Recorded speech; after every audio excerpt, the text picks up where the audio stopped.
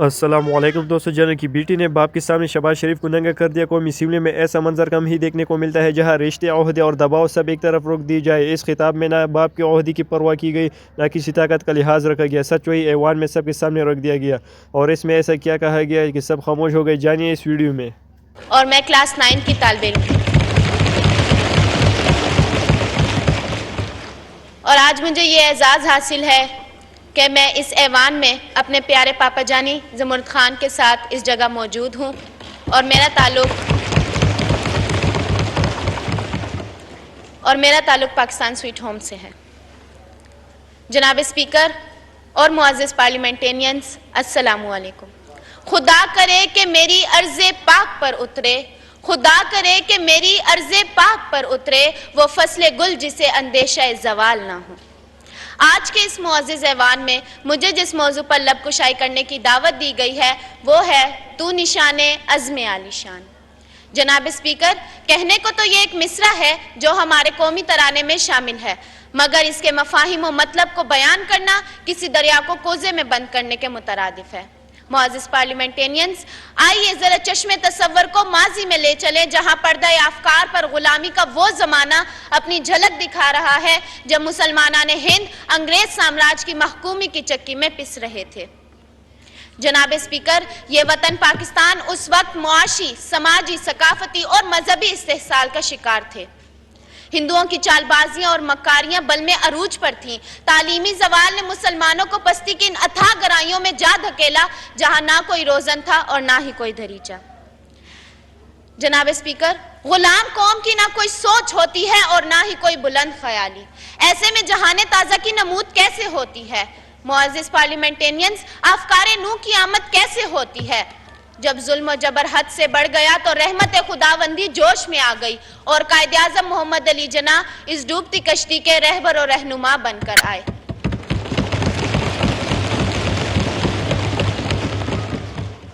اور یہی وجہ تھی کہ ہر مسلمان کے دل کو یوں قوت گویائی ملی۔ وہ بت شکن جہاد کے میدان میں آ گیا، وہ بت شکن جہاد کے میدان میں آ گیا، طوفان تند تیز بیاباں میں آ گیا۔ تاریخ جس کو ڈھونڈتی پھرتی تھی کو بکو، تاریخ جس کو ڈھونڈتی پھرتی تھی کو بکو، چل کر وہ آپ بزم مہباں میں آ گیا۔ آزادی و جہاد کی کہتا ہوا آذان، آزادی و جہاد کی کہتا ہوا آذان، مسجد میں آ گیا وہ شبستان میں آ گیا۔ وہ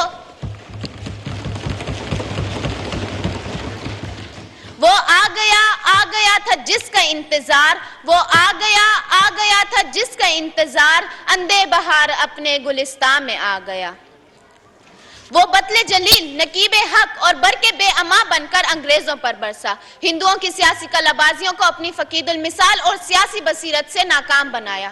غلامی اور ظلمت کے ان گھنگور اندھیروں کے دامن سے آزادی کی روشن صبح طلوع ہوئی اور 14 اگست 1947 کو دنیا کے نقشے پر پہلی اسلامی نظریاتی ریاست قائم ہوئی۔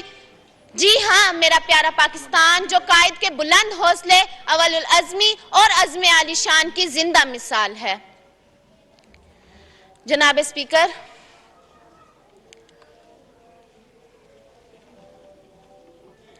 آئیے آج ہم سب مل کر یہ عہد کریں کہ ہم ہمت جواں رکھیں گے، مقاصد جلیل رکھیں گے اور افکار نو سے اس وطن کی تعمیر و تعزین کو حرز جاں بنائے رکھیں گے۔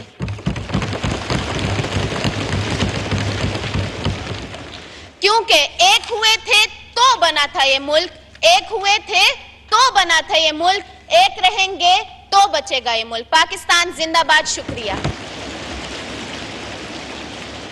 شکریہ فاطمہ جہانگیر۔ اور میں کلاس 9 کی طالب علم ہوں،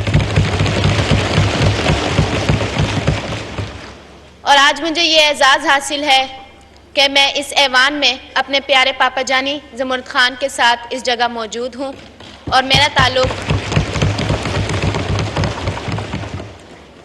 تعلق پاکستان سویٹ ہوم سے ہے۔ جناب اسپیکر اور معزز پارلیمنٹینینز، السلام علیکم۔ خدا کرے کہ میری عرض پاک پر اترے، خدا کرے کہ میری عرض پاک پر اترے وہ فصل گل جسے اندیشہ زوال نہ ہو۔ آج کے اس معزز ایوان میں مجھے جس موضوع پر لب کشائی کرنے کی دعوت دی گئی ہے وہ ہے تو نشان عزم عالی شان۔ جناب اسپیکر، کہنے کو تو یہ ایک مصرع ہے جو ہمارے قومی ترانے میں شامل ہے، مگر اس کے مفاہیم و مطلب کو بیان کرنا کسی دریا کو کوزے میں بند کرنے کے مترادف ہے۔ معزز پارلیمنٹینینز، آئیے ذرا چشم تصور کو ماضی میں لے چلیں جہاں پردہ افکار پر غلامی کا وہ زمانہ اپنی جھلک دکھا رہا ہے جب مسلمانان ہند انگریز سامراج کی محکومی کی چکی میں پس رہے تھے۔ جناب اسپیکر، یہ وطن پاکستان اس وقت معاشی، سماجی، ثقافتی اور مذہبی استحصال کا شکار تھے۔ ہندوؤں کی چال بازیاں اور مکاریاں بل میں عروج پر تھیں۔ تعلیمی زوال نے مسلمانوں کو پستی کی ان اتھاہ گہرائیوں میں جا دھکیلا جہاں نہ کوئی روزن تھا اور نہ ہی کوئی دریچہ۔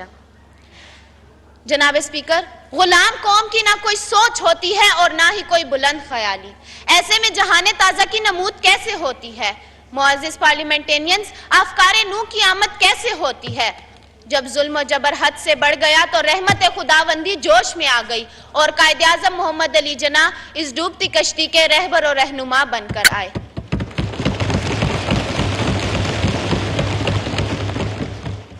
اور یہی وجہ تھی کہ ہر مسلمان کے دل کو یوں قوت گویائی ملی۔ وہ بت شکن جہاد کے میدان میں آ گیا، وہ بت شکن جہاد کے میدان میں آ گیا، طوفان تند تیز بیاباں میں آ گیا۔ تاریخ جس کو ڈھونڈتی پھرتی تھی کو بکو، تاریخ جس کو ڈھونڈتی پھرتی تھی کو بکو، چل کر وہ آپ بزم مہباں میں آ گیا۔ آزادی و جہاد کی کہتا ہوا آزاں، آزادی و جہاد کی کہتا ہوا آزاں، مسجد میں آ گیا وہ شبستہ میں آ گیا۔ وہ آ گیا تھا جس کا انتظار، وہ آ گیا تھا جس کا انتظار، اندے بہار اپنے گلستان میں آ گیا۔ وہ بطل جلیل، نقیب حق اور برق بے اما بن کر انگریزوں پر برسا، ہندوؤں کی سیاسی کلابازیوں کو اپنی فقید المثال اور سیاسی بصیرت سے ناکام بنایا۔ غلامی اور ظلمت کے ان گھنگور اندھیروں کے دامن سے آزادی کی روشن صبح طلوع ہوئی اور 14 اگست 1947 کو دنیا کے نقشے پر پہلی اسلامی نظریاتی ریاست قائم ہوئی۔ جی ہاں، میرا پیارا پاکستان جو قائد کے بلند حوصلے، اول العزمی اور عزم عالی شان کی زندہ مثال ہے۔ جناب اسپیکر،